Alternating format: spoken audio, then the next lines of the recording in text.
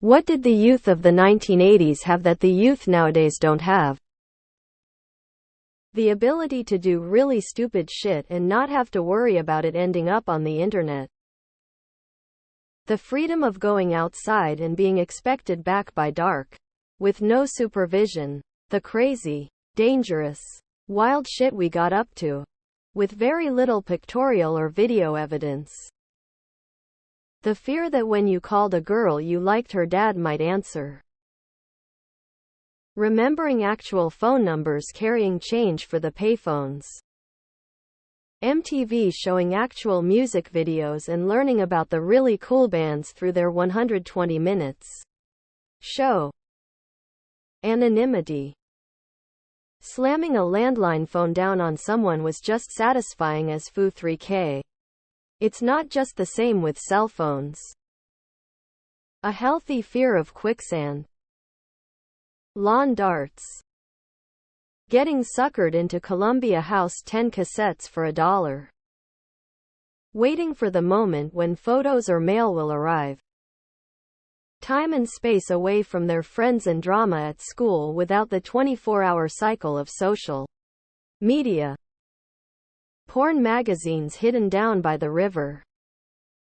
If you were bored you'd hop on your bike and ride around the neighborhoods in your town until you saw someone you knew outside playing, and that would be who you hung out with that day.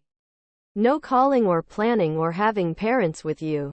You just sort of wandered around, and if you didn't find anybody you'd just go home and the day would suck.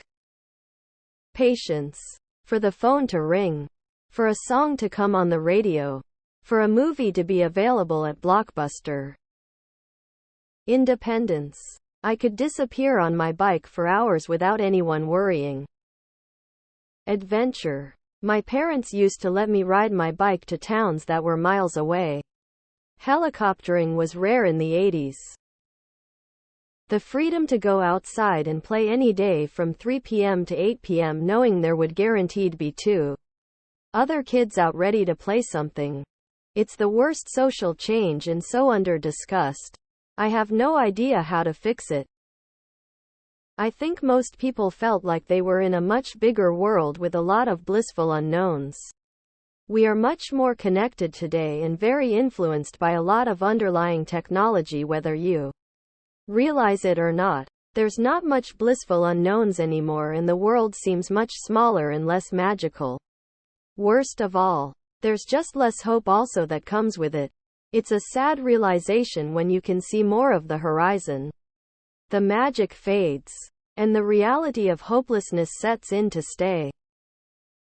Saturday morning cartoons before Transformers, Thundercats, roller skating rinks, penny arcades, John Hughes Che-era movies, talking on landline phones, everyone driving beater cars in HS, Paul Harvey lunchtime stories, gun racks in trucks fully visible during hunting season, school sports as school sports not televised or seen as scouting activities.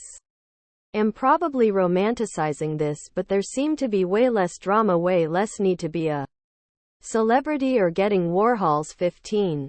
Also, youth today really gets shafted when traveling abroad or denied going experiencing freedom we had. Living in a dopamine-deprived world where small things genuinely excited you. Nothing does anymore. Freedom from phones. The possibility of a better future. The world seemed a lot bigger and more exciting and open-ended. Independence and responsibility. I knew people who were store managers in high school and college. The independence from parents is staggering compared to today. Helicopter parenting is one thing, but society's expectation that there is a certain amount of helicoptering is crazy. I was 14 in 1980, and I wouldn't have traded that decade for any that came after that. Great movies, great music, no cell phones. Road trips were fun and real adventurous. We had road atlas maps and traveled like pirates. Never mind MapQuest D. No internet to tell us what we were going to be seeing on our trips. Or where to go eat that Yelp gave 4 stars. Real adventure. trips to the library, spending all afternoon looking for new books to read, and having whole afternoons with a picnic lunch in the park, to go read them, under a tree somewhere, without scores of people around. Boombox with 8D batteries. Chicken pox and secondhand smoke. Quality. Well-made stuff. Even clothes. Clothes were pretty well made then. Shared cultural experiences. Everyone watched the same TV shows and listened to the same music. For the most part, the variety today is overwhelming. Quiet time. Number 24-hour TV exhausting bullshit. Holiday TV specials like Rudolph that you looked forward to because they only came on once a year. Once you could watch this stuff any time of year. They lost the holiday magic. Neighbors whose politics you probably didn't know. Limited porn. That mag with the musty pages you found in your dad's workbench was worth gold. It felt like you had access to something forbidden and special. Fuck. I need to stop.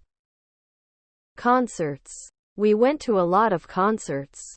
Didn't matter the type. We went. ZZ Top, Black Sabbath, Grateful Dead, Blue Oyster Cult, Molly Hatchet. Grab a 12-pack of Bud and head to the show. Private lives.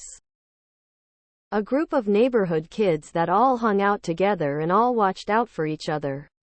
We didn't need babysitters back then, we just all had each other's back and came back home before it got dark out. Ride our bikes for miles. Made forts in woods that we probably weren't supposed to be in. Swam in creeks without adult supervision. And drank from the garden hose. Best childhood ever. Perms. Social lives that germinated from real-life interactions. Even when we played video games, we did it together. Then went outside to play. Everything centered around the friendship, not the activity. Buying the latest album at the record store and the album not being available any other way. I was 17, working at a indie record store when Def Leppard Hysteria came out. It was like a fucking revelation. The store was packed. The album was on play all day long. And I got to be the first kid in town to own Hear It. Then we went to see them in KC in the round. Fucking great. No previews. No peeping out the set in advance on YouTube. Just pure anticipation. Actual satisfaction from face-to-face interaction. Privacy. And more importantly, hope. Mexican dirtweed by the brick. Our weed had corners. Hairspray that could keep your style safe in a tornado. Freedom. My parents used to kick me out of the house after breakfast and say don't come back until the street lights come on. Lol. All I did was roam and play outside. Using my imagination most of the time. Calling my friends' houses and seeing if I can track down my group of friends after school by the few clues they left with their parents. Lol. I think they went to so and so's house. Hang up. Call that friend, etc. until you found them. Or just bike around and hit the spots until you ran into each other. We didn't have a care in the world back then. The internet honestly ruined everything good and pure. Lol. Social skills to be able to find a partner in person. Source had first GF at 13. Scooped her up with a $5 box of chocolates from Thrifty. Cool. A sustainable attention span. Giant old cars with enormous back seats. Eyes. Privacy and second chances. Whatever the opposite of school shootings is. Finding art and entertainment without a fucking algorithm.